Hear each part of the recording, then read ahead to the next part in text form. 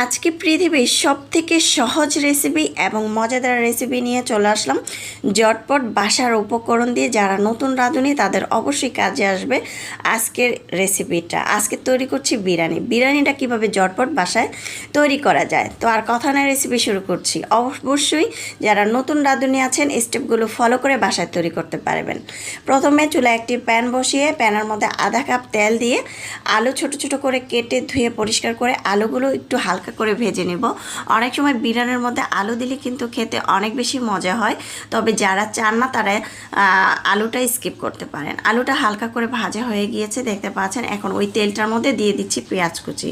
আর যদি বাসায় বেরেস্তা করা থাকে সেক্ষেত্রে বেরেস্তা করা লাগবে না, না থাকলে বেরেস্তা করে নিতে পারেন। এখানে আধা কাপ পেঁয়াজ কুচি দিয়ে পেঁয়াজটা লাল করে ভেজে দিয়ে দিলাম তেজপাতা, এলাচ, দারচিনি 4 পিস করে। এখন এগুলো একটু লাল করে ভেজে এখানে দিয়ে দিচ্ছি 1 কাপ রসুন বাটা, 1 কাপ আদা বাটা, আর দিয়ে দিচ্ছি আধা কাপের মতো পেঁয়াজ বাটা। দিয়ে খুব ভালো করে এই মশলাগুলো কষিয়ে নেব। এই মশলাটা সুন্দরভাবে কষাতে হবে যাতে সুন্দর একটি ফ্লেভার আসে, কাঁচা গন্ধটা যাতে না আসে। তারপরে দিয়ে দিচ্ছি 1.5 টেবিল চামচের মতো মরিচের গুঁড়া, আর দিয়ে দিচ্ছি ধনিয়ার গুঁড়া, জিরার গুঁড়া 1 চামচ করে দিয়ে একটু নেড়েচেড়ে মিক্স করে নিচ্ছি। আর দিয়ে দিব পরিমাণ মতো লবণ। এখন আমি পানি দিয়ে দিব আধা কাপের মতো। পানিটা দিয়ে খুব সুন্দর করে নেড়েচেড়ে মিক্স করে মশলাটাকে ভালো করে কষিয়ে নিচ্ছি। আর দিয়ে দিচ্ছি হচ্ছে কাঁচামরিচ, আর দিয়ে দিলাম 1 প্যাকেটের মতো বিরিয়ানির মশলাটা দিয়ে খুব ভালো করে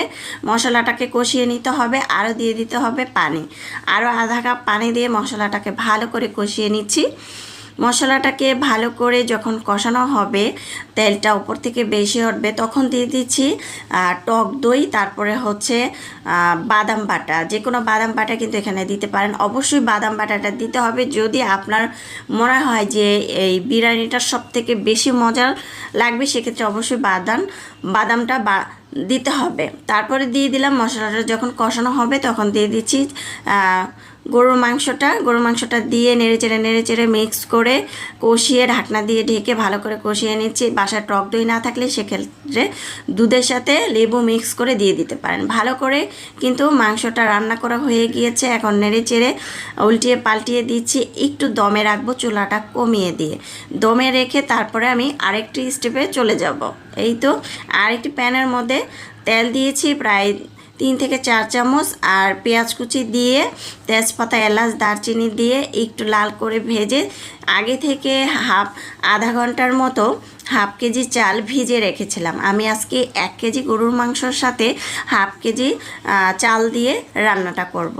আসলে এইভাবে রান্নাটা করলে কিন্তু সব থেকে বেশি মজার হয়। চালটা একদম ভালো করে ভেজে নিতে হবে।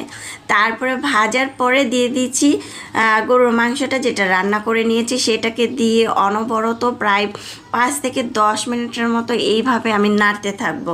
এভাবে নেড়ে একদম ভাজা করে ফেলবো। এই যে এরকম লাল করে ভাজা করে ফেলবো। লাল করে ভেজে আমি এখানে ফুটন্ত গরম পানি দিয়ে দিব। অবশ্যই আপনারা কিন্তু যারা নতুন আছেন বাসার উপকরণ দিয়েই কিন্তু বাসায় ঝটপট এইভাবে তৈরি করে ফেলতে পারবেন। লাল করে যখন ভাজা হবে তখন দিয়ে দিচ্ছে আলুগুলো যে ভেজে নিয়েছিলাম, আলুগুলো দিয়ে দিলাম। আলুগুলো দিয়ে আবারও একটু নেড়েচেড়ে মিক্স করে নিয়েছি। আগে থেকে পানিটা গরম করে রেখেছিলাম, এখানে পানি দিয়ে দিচ্ছি 1 কেজির মতো পানি দিয়ে খুব ভালো করে নেড়েচেড়ে দিচ্ছি। আর আমি এখানে হাফ কাপের মতো লিকুইড দুধ দিব। এখানে ঘি দিব অথবা বাটার দিতে পারেন। এই তো ঘি দিয়ে দিচ্ছি। তারপরে হচ্ছে আমি এখানে কাঁচামরিচ দিয়ে দিচ্ছি। যেহেতু বিরিয়ানি একটু ঝাল হলে কিন্তু খেতে অনেক বেশি ভালো লাগে। তারপরে আমি এখানে দিয়ে দিব ঘি, ঢাকনা দিয়ে ঢেকে রাখছি। আর লবণটা কিন্তু অবশ্যই দেখে লবণটা দিতে হবে। তারপর ঢাকনা দিয়ে ঢেকে চুলাটা বাড়িয়ে দিয়েছিলাম। এই তো ঝোলটা কিন্তু একদম মাখা হয়ে গিয়েছে। পর্যায়ে দিয়ে দিচ্ছি 2 টেবিল চামচের মতো ঘি। আর বাসায় কিশমিশ থাকলে সেক্ষেত্রে অ্যাড করতে পারেন। কেওড়া জল, গোলাপ জল এখানে দিতে পারেন সুন্দর একটি ফ্লেভারের জন্য। বাসায় যদি টেস্টি সল্ট থাকে সেক্ষেত্রে অ্যাড করতে পারেন। গুঁড়া দুধ থাকলে অ্যাড করতে পারেন। সামান্য একটি চিনি অ্যাড করেছি। চিনিটা যদি না চান সেক্ষেত্রে স্কিপ করতে পারেন। দিয়ে এখন নেড়েচেড়ে মিক্স করে নিচ্ছি। এপাশ ওপাশ করে নেড়েচেড়ে মিক্স করে এটা আমি একটু দমে রাখবো 10 মিনিটের মতো। চুলাটা একদম কমিয়ে দিয়ে উপর থেকে পেঁয়াজ বেরেস্তা ছিটিয়ে দিয়ে তারপরে পরিবেশন করে নিচ্ছি। মাশাআল্লাহ, দেখতে যেমন সুন্দর হয়েছে, খেতেও কিন্তু দারুণ মজা হয়েছিল। আমার আজকের বিরিয়ানির রেসিপিটা কেমন হয়েছে অবশ্যই বাসায় তৈরি করে খেয়ে অবশ্যই জানাবেন আজকের রেসিপিটা কেমন হয়েছে। এইভাবে যদি আপনারা বাসায় বিরিয়ানিটা রান্না করেন, বাসায় যে কোনো অনুষ্ঠানে, যেমন জন্মদিনের পার্টি, বাসায় মেহমান আসলে, যে কোনো অনুষ্ঠানে, অথবা বাসায় ঝটপট নিজেরা খাওয়ার জন্য কিন্তু এভাবে চাইলে আপনারা বিরিয়ানিটা তৈরি করে খেতে পারেন। অনেক বেশি মজা হয়েছিল। আর আমি কিন্তু প্রায় সময় বাসায় এভাবে তৈরি করে থাকি। এভাবে তৈরি করলে আমার বাসার সবাই অনেক বেশি